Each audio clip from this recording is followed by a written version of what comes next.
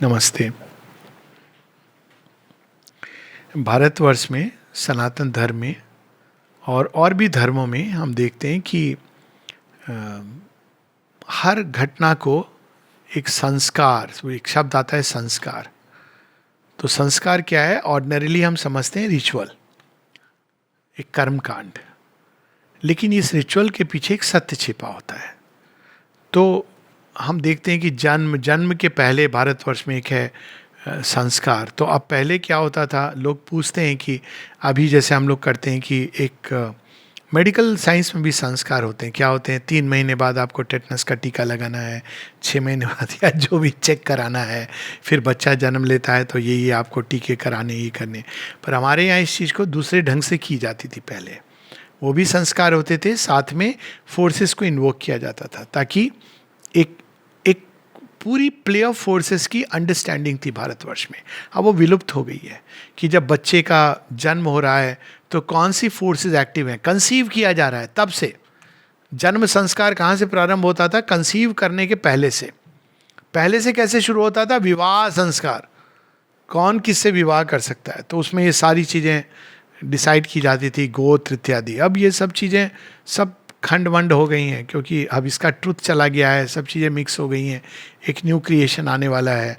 पर एक समय पर ये चीज़ें संस्कार के रूप में, यानी ये रिचुअल्स नहीं थी, इनके पीछे प्ले ऑफ फोर्सेस थी। अब उसी तरह से एक ऐसा संस्कार है जिसको हम सबसे अधिक जल्दी में करना चाहते हैं, और वो है दाह संस्कार, क्रिमेशन। अब दाह संस्कार क्यों हम करना चाहते हैं? ये हमारी आज की सभ्यता, पुरानी सभ्यता में ये नहीं था। ग्रीक सभ्यता में भी इतना इम्पोर्टेंस दिया गया था इस क्रिमेशन को कि पूरी कहानी आती है इलियन में कि जहाँ पे जब हेक्टर मर जाता है तो एचलिस उसके शव को लेके घुमाता रहता है प्रायम के पैलेस, और वो ले जाता है अपने साथ, कहता है मैं इस शरीर को दूंगा नहीं। तो राजा प्रायम उसके पास जाके भीख मांगता है कि भाई आप शरीर को दे दो, क्योंकि इससे इसकी आत्मा को कष्ट होगा, ये कम से कम आप दे दो। और उनके यहाँ भी वो फायर रिचुअल है, वो आंखों पे सिक्का डाल करके, तो वो संस्कार है। अब दाह संस्कार, अब हम लोग इस चीज़ को धीरे धीरे, अब ये एक रिचुअल हो गया। अब क्या रिचुअल हो गया? अब आमतौर पे लोगों से अगर पूछा जाए कि भाई शरीर को क्यों देना पड़ता है अग्नि या बुरियल, तो लोग कहेंगे मर गया है, लाश है, तो आप लाश को कुछ तो करोगे।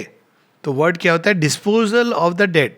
अगर आप मेडिकल टेक्स्ट बुक पढ़ोगे तो हम लोगों ने पढ़ा था डिस्पोजल ऑफ द डेड, और हमको कोई प्रॉब्लम नहीं लगी उस समय डिस्पोजल ऑफ द डेड। अब अगर लगे तो लगता है कि हमारे साथ कोई ऐसा बोले डिस्पोजल ऑफ द डेड, तो वही टेंडेंसी, जैसे अब ये भी हम देखते हैं कि कोरोना के बाद भी लोग मर गए। अब बहुत अच्छा है कि ये नियम बदल दिया गया थोड़ा सा, कि लोग पीपी किट में कम से कम जा सकते हैं साथ में अच्छे से सेंड ऑफ करने के लिए। लेकिन एक समय था जब कोरोना से जो लोग मर रहे थे उनके साथ इवन रिलेटिव्स अलाउड नहीं थे, तो उनको बस आप, जो हॉस्पिटल था वो उनका दाह संस्कार नहीं, उनको क्रिमेट कर रहा था या बर्न कर रहा था या शरीर को केवल ऐसे डाल रहा था। क्यों? क्योंकि मनोवृत्ति ये है कि जीवित है या मृत है।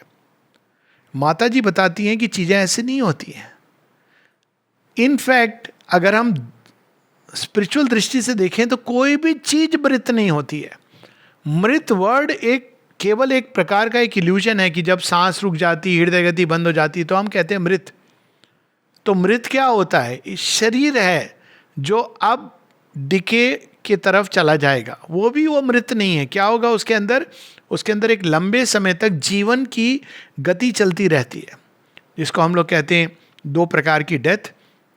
एक डेथ होती है क्लिनिकल डेथ। क्लिनिकल डेथ क्या होती है? जब आपकी नाड़ी बंद हो गई, आपकी आंखें डायलेट हो गई, हृदय गति बंद हो गई, श्वास की गति बंद हो गई, इसको बोलते हैं क्लिनिकल डेथ। डॉक्टर आता है, लगा करके देखता है अपना आला और कहता है मर गया।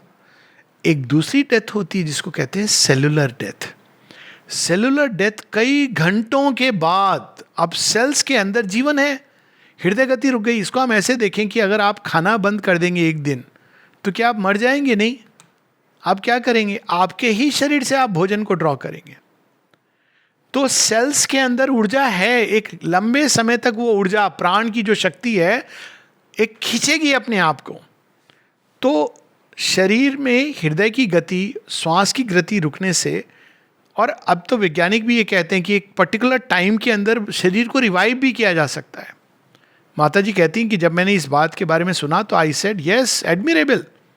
वो और बात है कि इसमें प्लस माइनस, उसमें हम नहीं जा रहे हैं, लेकिन मुख्य चीज़ ये है कि शरीर की, हृदय की गति रुकने से या श्वास के रुकने से शरीर की मृत्यु होती है। लेकिन ऐसा नहीं होता कि एक आपने स्विच दबा दिया, सोल ने कहा अच्छा मेरा रुक गया, या सोल निकली और चली गई और शरीर मर गया। There is a process. कोई भी चीज़ आपने देखा होगा, भारतवर्ष में एक बड़ी इंटरेस्टिंग एक चीज़ होती है, घर में बैठे हैं लोग, गेस्ट, यहाँ भी होती है बैठ के बातचीत चल रही, खाना पीना खा लिया, फिर बोले अच्छा हम चलते हैं। अब क्या होता है बाहर निकले, बाहर निकल के आधे घंटे बात हो रही है। अब कुछ समय बाद आप कहते हो या तो अंदर बैठ के कंप्लीट कर लो या टाटा बाय बाय करके चलो। लेकिन भारतवर्ष में ये एक टेंडेंसी है, पता नहीं और जगहों पे भी शायद होती होगी, लेकिन ये सबसे अधिक मैंने भारतवर्ष में देखी है कि कमरे के बाहर आके, बिल्डिंग के बाहर आके जो बात करने का सुख है टाटा बाय बाय के बाद में आधे घंटे बात हो रही है। तो कुछ ऐसा ही देही के साथ होता है। वो ऐसा नहीं होता कि वो अभी जिंदा था, मर गया, आत्मा सीधी चली गई, भगवान के पास चली गई। ये एक बचपना है ऐसे सोचना। कोई भी चीज ऐसे नहीं होती संसार में। Nothing happens like that. Even अगर शरीर को देखें, ये सब जानते हैं ना कि ऑर्गन ट्रांसप्लांट होता है कुछ घंटों के अंदर। तो ऑर्गन ट्रांसप्लांट कैसे होता है? कोई जीवित व्यक्ति के अंदर से थोड़ी निकालते हैं। मृत्यु के कुछ समय बाद तक वो जीवित है। बेसिस ऑर्गन ट्रांसप्लांट का यही है। मैं इसमें ये नहीं जा रहा हूं कि ऑर्गन ट्रांसप्लांट सही है गलत है, तो वो एक अलग टॉपिक है। लेकिन मृत्यु के बाद कुछ घंटों तक शरीर जीवित है, और जब वो जीवित है तो उसके अंदर प्राण ऊर्जा है। प्राण ऊर्जा है तो कहीं ना कहीं प्राण के द्वारा सारे अनुभव जो एक एक सेल के अंदर हैं उसको खींचा जा रहा है, और खींच करके जो हमारा आत्म तत्व है उसको अपने अंदर आत्मसात कर रहा है। इसको ऐसे लें कि आपको अपना घर लेके शिफ्ट करना है। मृत्यु क्या है? शिफ्टिंग ऑफ हाउस है और कुछ नहीं है। एक घर से आपको दूसरे घर जाना है, तो आप कितने दिन पहले से तैयारी करते हो? काफ़ी दिन पहले से करते हो। तो मृत्यु के पहले जो होती है अवस्था, वृद्ध, वार्धक्य या रोग, वास्तव में वो एक तरह की तैयारी है। दो प्रकार की मृत्यु होती है, दोनों का प्लस माइनस। एक होती झटके में हो जाती है, एक सेंस में बड़ी अच्छी है, पेन नहीं है। दूसरे सेंस में आपने तैयारी नहीं करी, जो सामान आप जल्दबाजी में ले गए, आ गया, न्योता आ गया, चलो चलो चलो चलो जल्दी चलो। और दूसरा है जब आप, पीड़ा भी होती है, कष्ट भी होता है, रोग है, लेकिन उसका ये एडवांटेज है, कोई समझदार है तो कहेगा अच्छा पहला इनविटेशन आ गया है, कौन बनेगा करोड़पति। तो आप कहते हो अच्छा ठीक है, हाँ भगवान के पास जा रहे हो ना, वहाँ तो आप खरबपति। तो आप क्या करते हो कि आप तो जाना वहाँ है, ये क्या मैं इसमें, तो आप पूरी तरह अपनी चेतना को आत्मसात करते हो। तो there are both have the plus and minus. तो पहले तो एक वो तैयारी होती है, आप घर शिफ्ट कर रहे हो। उसके बाद जब घर में आप सब कुछ रख देते हो, अब मैं इस बात को अच्छे से जानता हूँ, एयरफोर्स में हम बहुत मकान शिफ्ट करते थे। तो कई स्टेजेस में जब आपने बड़ा बड़ा सामान रख दिया, फ्रिज रख दिया, टीवी रख दिया, बक्से रख दिए, उसके बाद आप क्या करते थे, आप छोटे छोटे सामान को लाओ। तो छोटे छोटे सामान को बाल्टी में इसमें भर करके आप लाके ट्रक में रखते थे। उसके बाद क्या होता था, ट्रक वाले को चलने नहीं, रुक जाओ छोटी छोटी चीजें, कहीं ये तो नहीं बिस्तर के नीचे कुछ छूट नहीं गया। और ऐसा हुआ एक बार वो जो कचरे की जो पेटी होती है ना, उसमें बिकॉज यू वांट टू सी कि कोई कागज आपने जरूरी उसमें तो नहीं डाल दिया, टिकट डाल दिया उसमें। मेरे साथ हो चुका है, टिकट नहीं मिल रहा है, कहाँ है टिकट, और डोर अब बंद करना है। तो लकीली यह है कि देख लें एक बार, कचरे के उसमें टिकट फाड़ करके, अब जल्दबाजी होती है उसमें, आपने टिकट फाड़ करके डाल दिया है अब वो समय था जब स्मार्टफोन का जमाना नहीं था, तो वो चाहिए था भाई, वो प्रिंट आउट चाहिए, जरूरी है। तो आप लास्ट मिनट तक एक एक चीज लेकर के, उसके बाद क्या करते हो, जाने के पहले फिर से एक नज़र डालते हो, कहाँ, ऊपर देखते हो कहीं वहाँ तो कोई कोने में छूट नहीं गया। फिर एक लास्ट क्या होता है, आपका भाव होता है, क्योंकि घर से आपकी स्मृतियाँ जुड़ी हैं, कितना अच्छा बुरा बहुत कुछ हुआ है। आप एक नज़र शायद उस बेड पर भी डालते हो, उन सोफा पर डालते हो।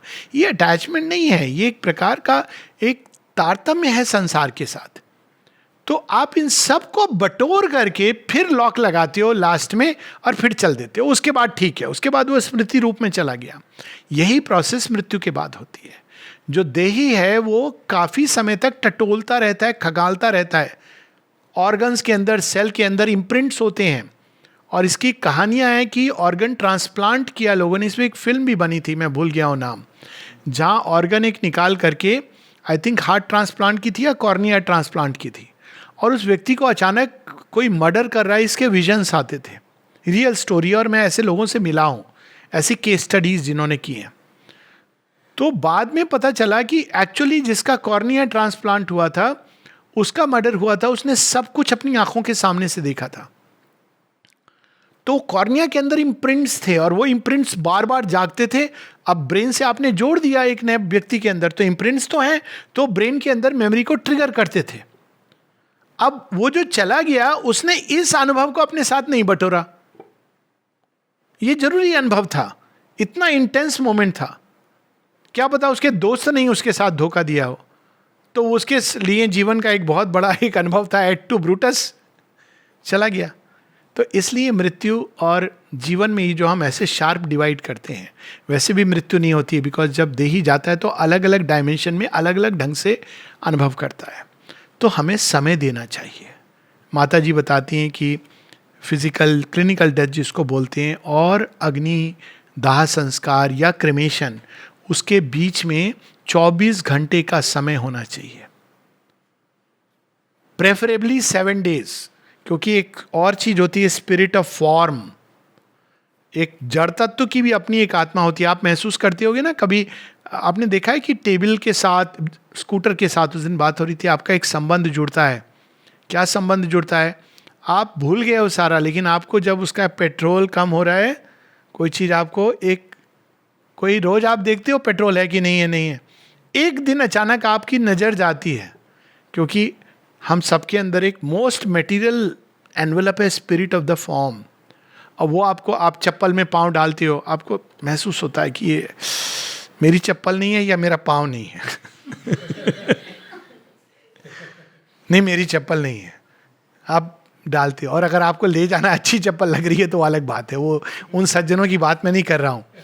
चप्पल मेरी नहीं है कंफर्टेबल, तो वो एक अलग चीज़ है। लेकिन आपको पता चलता है, कैसे पता चलता है? Because there is a spirit of the form, subtle physical में भी होती है।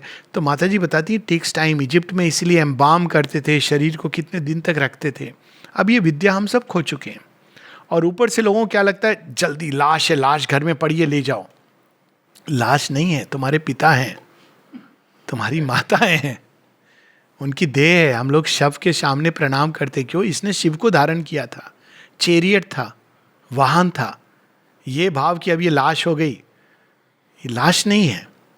कितने वर्षों तक आप किसी को सेंड ऑफ कर रहे हो, फाइनल बिडिंग गुड बाय, आप ऐसे करोगे, चल उठा करके गाड़ी में डाल दो? आप उसको प्यार से ले जाओगे, आप कहोगे कि ठीक है, आपने ये सब, आप उसमें वो बीइंग उससे जुड़ा हुआ वहीं पर घूम रहा है,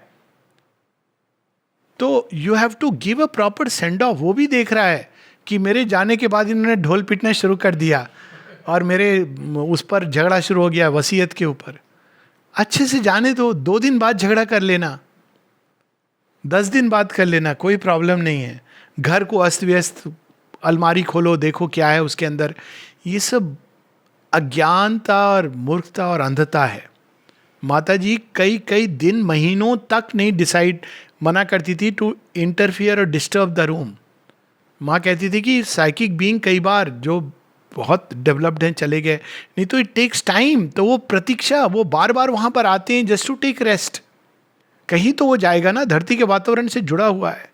और जब जाए तो अच्छे से, मन में अगर हम रोना धोना, तो वो उसको बहुत पीड़ा होती है, बिकॉज जो संवेदना का जो हमारे पास जो एनवेलप है वो प्राण है, शरीर को नहीं होती। शरीर को दर्द होता है, संवेदना प्राण को होती है।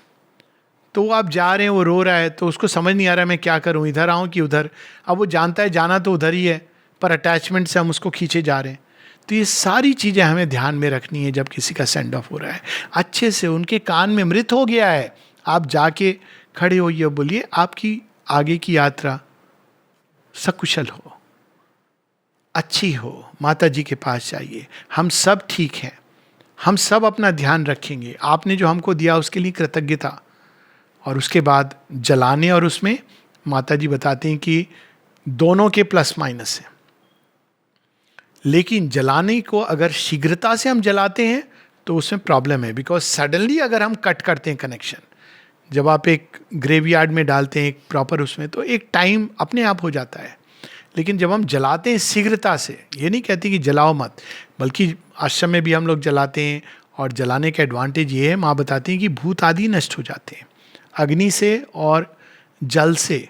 जो भूत आदि यानी जो वाइटल पार्ट्स निकलते हैं वो नष्ट हो जाते हैं। तो इसलिए माता जी बताती हैं कि इंडिया में बर्निंग इसलिए करते थे क्योंकि अकल्ट चीज़ों के प्रति वो सेंसिटिव थे। तो उनको पता था कि अगर नष्ट नहीं किया तो वो घूमेंगे वातावरण में और भय आएगा उससे। तो और अभी भी आप देखिए कि ग्रेवयार्ड में बड़ा, जितने भी सुनसान राम से ब्रदर की फिल्में ग्रेवयार्ड में होती हैं, शमशान में नहीं होती, क्योंकि शमशान में उनको पता था कि ये नहीं जलाएंगे तो प्रॉब्लम होगा, भूत इत्यादि आएंगे, तो जला दो इसको। तो भूत इत्यादि मानिए जो माइनर, वो घोष वाइटल के जो फ्रैगमेंटेड पार्ट्स हैं। तो जलाने से ये होता है कि हम वातावरण को केवल बाहरी नहीं, आंतरिक उस एटमॉस्फेयर को स्वच्छ रखते हैं। लेकिन जल्दबाजी में हम जब जलाते हैं तो कष्ट देते हैं, क्योंकि वो सफरिंग होती है, पीड़ा होती है। जो जा रहा है उसको अचानक 4 घंटे 6 घंटे में हमने अग्नि को दे दिया। जहाँ किसी के साथ डिकेड्स गुजारे हैं, कम से कम कुछ घंटे और, उसमें क्या समस्या है?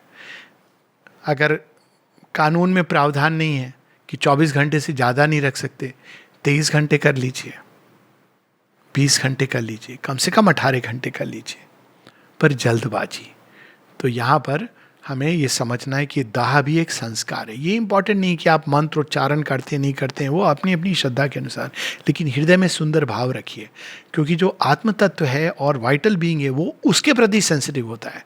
आप बाहर मंत्र कर रहे हो और अंदर अंदर हो रहा है कि अच्छा हुआ बूढ़ा गया, तो उसको पीड़ा होगी, वो महसूस करेगा, बिकॉज वाइटल बीइंग बड़ा संवेदनशील होता है।